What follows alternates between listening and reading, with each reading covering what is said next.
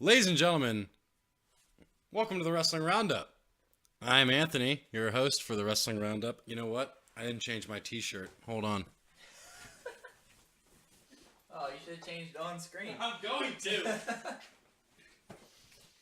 Didn't change my t-shirt. Wrestling Roundup. Whoa! Back up. There we go. Wrestling shirt on. Wrestling Roundup. Now we feel more better. Hey everybody, welcome to the Wrestling Roundup. We're going to do that better next week, I promise. We got a lot to talk about today, so let's get on with it. The first big story I want to talk about is not WWE related, which is pretty rare for the Wrestling Roundup. The Pro Wrestling Guerrilla Battle of Los Angeles has happened. It's gone down. We have a winner. Ladies and gentlemen, it's Jeff Cobb. Crazy, right? Like Jeff Cobb winning the Battle of Los Angeles. I'm super all about that. And I tell you why. Because most Battle of Los Angeles winners usually end up in the WWE. And Jeff Cobb would be an amazing addition to NXT, the main roster. Does not matter at all. So I'm super excited about it. I'm also very super excited because Jeff Cobb is one half of a tag team with a person that we're going to talk about later in the episode. So what I like about Jeff Cobb is that he's super hard-hitting, super quick, super fast, and I think that's really good, and it's really cool to have that style of wrestler in the WWE. I'm sorry that I'm not looking at you guys because I'm trying to find something. Oh, got it. Awesome. So, Jeff Cobb winning Battle of Los Angeles. Super great. That leads us into our next topic. This weekend, we had a huge debut in NXT at a live event. We saw the WWE NXT debut of your boy Matt Riddle. Matt Riddle? Matt Riddle. Yeah, I'm going to say Matt Riddle. Matt Riddle. Huge. Super bro. Is in the WWE. Isn't that crazy? And like, it's crazy enough that he's there to begin with. But it's also crazy to think that somebody with the marijuana, he likes the marijuana. Let's just say that. He likes the marijuana. He's not shy about saying that he likes the marijuana. Has been signed by WWE. That's huge. Like, that's something that we would have never have seen 10 years ago. And that's fine with me. As a user of marijuana, I support other users of marijuana. Just want to go ahead and say that. Now, back to the Jeff Cobb story. Jeff Cobb and Matt Riddle were the Chosen Bros in Pro Wrestling Guerrilla. Could you imagine that team back together? Whoop, what the hell was that? Back together again? Matt Riddle, Jeff Cobb versus the likes of the Revival, Authors of Pain. Like, you kidding me? I want that. I want that all. The Chosen Bros versus the Undisputed Era. Really? I can have that? Okay, I'll take it. Give me more of that. Matt Riddle, I'm super excited for him being in NXT. I think it's great for the product. I think it's great for pro wrestling. And I think it is that kind of, this year alone, we've seen people like Matt Riddle, Ricochet, Adam Cole Bay, Red Dragon, all come in to the WWE. In the next 2 years, we could start seeing guys like the Young Bucks, like Will Ospreay, like all these great people that, you know, we could see the return of Cody Rhodes. We could see, and honestly, here's one that I'm going to say right now that I think is going to happen a lot sooner than we all think. Marty Scurll will be in the WWE after next year's WrestleMania. I can guarantee it. And if it happens before, I still get credit. But Marty Scurll will be in the WWE. Kenny Omega. Are you kidding me? Like, there's potential groundwork for the WWE growing into this huge thing, especially if they're going to move NXT to Fox Sports 1 on a cable network, getting that cable money. Of course, you're going to want to pack it full of big, giant names so people watch every week. And what better than all these names that are signing right now? I'm so excited about it. Speaking of, everything's just rolling into itself today. Isn't that awesome? Speaking of indie talents hanging out at NXT, anybody who has been paying attention to New Japan Pro Wrestling knows that Tama Tonga and Tonga Loa, the Gorillas of Destiny, have rebranded themselves as the Firing Squad. Now, Tama Tonga, oh yeah, Bad Luck Fale's in there too. I'm sorry, I forgot him. Tama Tonga is original Bullet Club. He was there at the beginning. And now he's not happy with the direction that the Bullet Club is going. Whoop, calm down, everybody. Everyone stayed up there. Did you see that? That was amazing. He's not been happy with the direction of the Bullet Club, so he started the Firing Squad. Over his tweets, he has been saying, I don't care where it is. I don't care what promotion, what country. Recruiting season is open for the Firing Squad. This past weekend, Tama Tonga was hanging out at NXT live events, doing little promos in front of an NXT truck. An amazing picture over Tama Tonga's back while he's watching an NXT match. I almost lost my mind, and I don't have much of a mind to begin with, so me losing it is a really bad thing. Could Tama Tonga be heading towards NXT? Could the Gorillas of Destiny show up in NXT? I think they might. Like, I don't think this is Tama Tonga recruiting for the Firing Squad. I think this is Tama Tonga coming over to North America. He's been working pretty much exclusively in Japan for the last 10 years. Come back to America, come back to the WWE, even though he was never actually there in the first place. Tonga Loa was.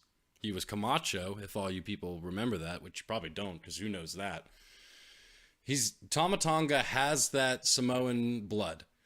And everybody knows that if you're part of that Anawai family, you kind of basically have an open invitation to be in the WWE. I can't wait to see where this goes. I'm a huge Tama Tonga fan, and I love the idea of, if not just him, if both he and Tonga Loa, the Gorillas of Destiny, coming over to NXT. I love it. Give it to me. Hey, give it to me. I told him to give it to me. He won't. Next up, we have another big name joining the WWE. It was announced this week that Mia Yim, the competitor in the first and second Mae Young Classic, has signed with the WWE. I could not be happier about this. Mia Yim is one of the best women wrestlers in the world. I remember watching her here in Connellsville, Pennsylvania. Goddamn, that must have been like 8 years ago, and being blown away. I have a DVD at home from some shitty indie wrestling show down in Maryland where she brought the house down. One of the best matches of the night. This is that kind of signing that makes the WWE legitimate. Like, yeah, homegrown talent is great, and I love homegrown talent. But shit, Mia Yim, like, and it's blowing my mind. Like, to think about the last 2 years of women's wrestling in the WWE, where we have these huge indie stars, Sasha Banks, Bayley, Becky Lynch, no, not Charlotte, Ruby Riott, Sarah Logan, Mia Yim, all joining the WWE. The landscape is huge, and it breeds great things. Like, I saw this great, what year was it? Okay, I saw this great little factoid to where I think it was the 2015 or 2014 version of the WWE video game, had 10 women in it. This year's version has 42 playable women's characters. Like, it's amazing. It's amazing to think of where we are. It's amazing to think of where we're going to go. And it's amazing to think of the future. Mia Yim signing with the WWE is a big signing, and it deserves to be treated as such. Like, this is on that, I mean, this is the Samoa Joe level signing. This is an Adam Cole Bay signing. This is on those levels. Like, it's huge. It's great to think about. It's great to see where we're going. Who knows who's going to come over next? Are we going to see Chelsea Green? I hope so, because I love Chelsea Green, and I'd love to see her in the WWE. I mean, we got Deonna Purrazzo. We could have Rachel Ellering come back. Once Tessa Blanchard's contract is up with Impact, she could come over. There's just all these great women wrestlers out there, and the WWE seems to be putting their feelers out there and letting everybody know, like, hey, this is a great place to work. And I'm so happy about it. Mia Yim, welcome to the WWE. I'm a big fan, if you're watching this. Do you think she's watching this? I know she's watching this. Next up, I want to talk about something that happened on last night's Monday Night Raw, which is the Monday Night Raw from September 24th. There was a match going on. Within the match, we had Brie Bella and Liv Morgan in the ring. Brie Bella was performing her yes kicks, and to say she got a little overexcited is a bit of an understatement. She straight up kicked Liv Morgan in the head, in the face head area twice. Just straight hard kicks. Knocked her out. What does Brie Bella decide to do after that? She decides to pick her up by the neck and drag her over to a corner, throw her down, and then pick her up again. I am not saying that what she did was bad. I can't, because it's pro wrestling and accidents happen. But when your husband was put on the shelf for 3 years because of concussion protocol, I would think that you would have a little more discretion grabbing somebody by the head, neck area, and dragging them across the ring after you just knocked them out with some stiff fucking kicks. And like I said before, I'm not condemning anybody and I'm not condoning anybody. But what I'm saying is, Brie Bella, of all people, should have more awareness for what she's doing in the ring. And I know that everyone, over the past day, it's been, well, the Bellas have never been good in the ring. They've always been shit. Well, that's not true. Yeah, they were shit. But they each got better over the past couple years. And yeah, Brie Bella hasn't really been in the ring a lot over the last 2 years. And that's what it is. But to have the total disregard for somebody in that manner, I cannot respect that. And I hate that, because I'm a big Brie Bella fan. I think she's, of both of the Bellas, she should have been the longest reigning Divas champion. She should have held that championship with Nikki at her side. That's my opinion, and I'm sticking to it.